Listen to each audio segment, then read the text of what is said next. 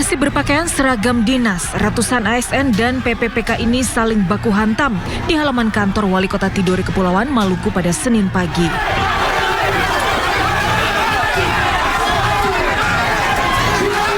Kericuan terjadi usai Wali Kota Tidore Muhammad Sinen mengumumkan rencana pemotongan gaji ASN dan PPPK hingga 30% sebagai upaya efisiensi anggaran.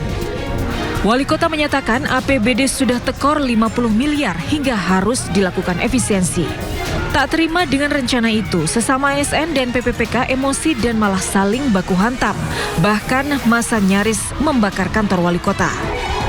Untuk meredam emosi ASN, Wali Kota berjanji tidak akan merumahkan ASN dan PPPK.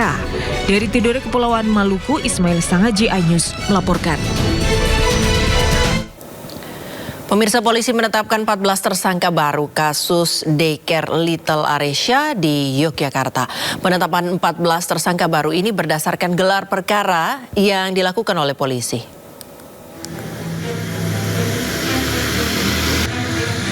Kasus dugaan kekerasan dan penelantaran anak di daycare Little Aresya Yogyakarta masih terus bergulir. Polresta Yogyakarta menetapkan 14 tersangka baru dalam kasus ini.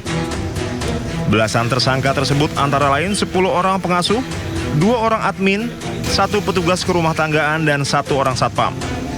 Kanit Perlindungan Perempuan dan Anak Polresta Yogyakarta, Ibtu Apri Sawitri menjelaskan 10 tersangka baru dalam kasus ini adalah pengasuh anak. 10 tersangka ini dijerat dengan pasal tentang tindakan diskriminatif dan penelantaran anak. Terkait dengan satu satpam kemudian yang satu yang bersih-bersih itu di dalam Undang-Undang Perlindungan Anak itu ada kata-kata yang membiarkan seharusnya kalau orang yang mengetahui adanya suatu tindak pidana diharapkan laporan ke kepolisian. Jangan membiarkan adanya dugaan tindak pidana. Penetapan 14 tersangka baru ini berdasarkan gelar perkara yang dilakukan Kamis 2 Juli 2026 dengan 17 saksi wajib lapor. Dengan tambahan 14 tersangka baru, total ada 27 tersangka dalam kasus ini. 13 orang yang lebih dulu ditetapkan sebagai tersangka sudah selesai pemberkasannya dan tinggal menunggu proses persidangan.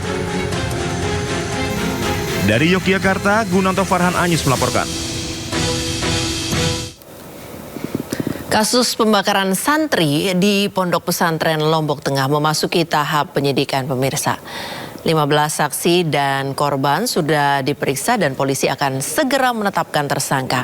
Usai pemeriksaan, polisi akan segera melakukan gelar perkara untuk menentukan tersangka pada kasus ini yang dijadwalkan pada Kamis mendatang.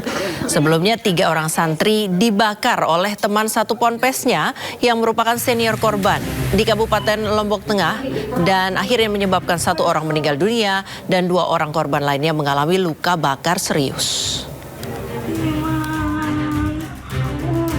Nanti untuk proses hukumnya semua sudah kita lakukan kegiatan penyidikan dan insya Allah tidak lama lagi mungkin hari Kamis akan dilakukan gelar perkara dan dari gelar perkara itu diambil kesimpulan akan ada insya Allah ada penetapan tersebut.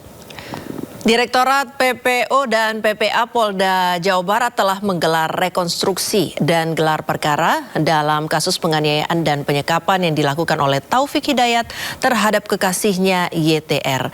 31 saksi telah diperiksa dan Polda Jabar saat ini masih melengkapi berkas perkara untuk dilimpahkan ke Kejaksaan.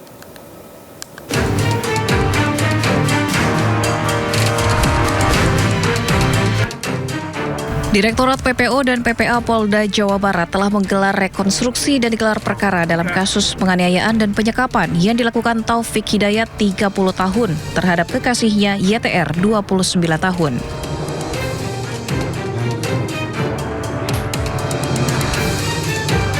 Polisi menjerat Taufik Hidayat dengan 3 pasal berlapis yang total ancaman hukumannya mencapai 36 tahun penjara. Dalam kejadian ini, YTR terbukti menjadi korban kekerasan seksual. Kabid Humas Polda Jabar mengatakan dalam penerapan pasal pihaknya telah mengkonstruksi 3 pasal. Yang pertama pasal 451 tentang penyanderaan, pasal 469 ayat 1 tentang penganiayaan berat yang direncanakan, dan pasal tentang TPKS atau tindak pidana kekerasan seksual.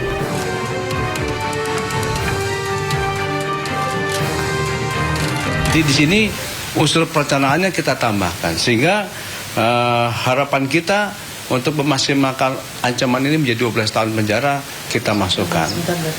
Demikian juga kita tambahkan konstruksi hukum baru yang saat ini kita terapkan kepada yang bersangkutan, yaitu tentang pasal 6 Undang-Undang Nomor 12 Tahun 2002, yaitu tentang TPKS. Ini sudah kita masukkan. Ini berdasarkan pertama adalah keterangan saksi ahli, yang kedua korban, dan yang terlebih dahulu yaitu presum yang sudah kita lakukan. Jadi rekan-rekan sekalian, ini kabar yang bagus untuk kita sampaikan bahwa TH saat ini telah kita jerat dengan 3 pasal berlapis. Dan sebelumnya sudah kita sampaikan bahwa yang bersangkutan telah melakukan suatu tindak pidana yang telah menjalankan hukuman, ya, 1 tahun 8 bulan yang terdahulu, sehingga tindak pidana berulang ini atau residivis ini akan menambah pemberatan daripada hukuman nanti.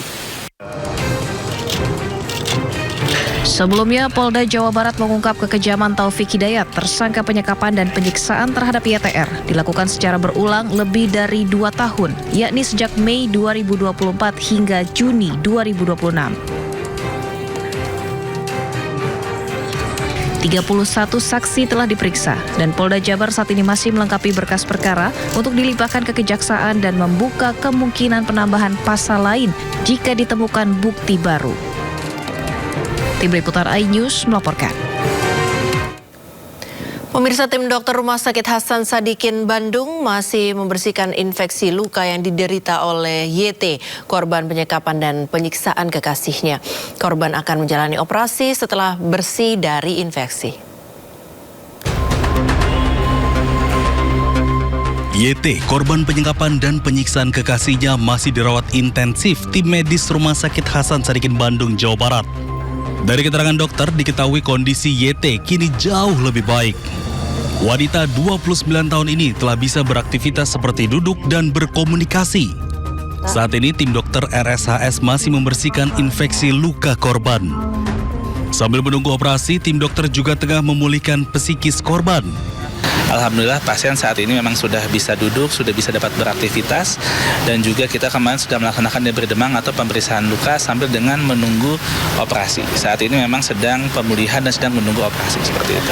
Saat ini kan memang masih ada infeksinya, tadi makanya kenapa steril, begitu setelah infeksinya tertangani kita langsung dilaksanakan seperti itu. Rencananya korban YT akan menjalani tindakan operasi setelah kondisi korban bersih dari infeksi. Operasi nantinya akan melibatkan 40 dokter dari RSHS dan Kementerian Kesehatan. Dari Bandung, Jawa Barat, Billy Maulana Fingkran, iNews melaporkan.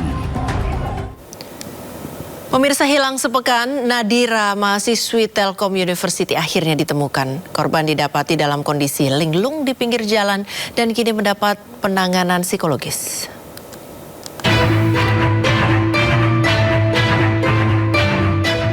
Nadira Az-Zahra, mahasiswi Telkom University yang dikabarkan sempat hilang hampir selama sepekan, akhirnya ditemukan dan sudah kembali ke rumah. Nadira diceritakan diamankan oleh warga beberapa waktu lalu dalam kondisi termenung atau linglung.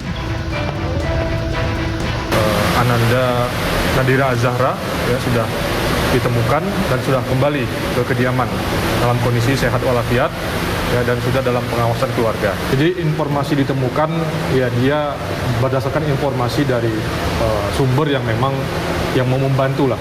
Ya, jadi tidak perlu saya sebutkan rekan-rekan karena mungkin ada sesuatu yang nanti jadi pertimbangan.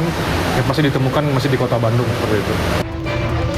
Tidak ada barang berharga yang hilang dan secara fisik Nadira pun sehat. Sayangnya Nadira agak kesulitan saat diajak untuk berkomunikasi sehingga saat ini Nadira dalam penanganan serius pihak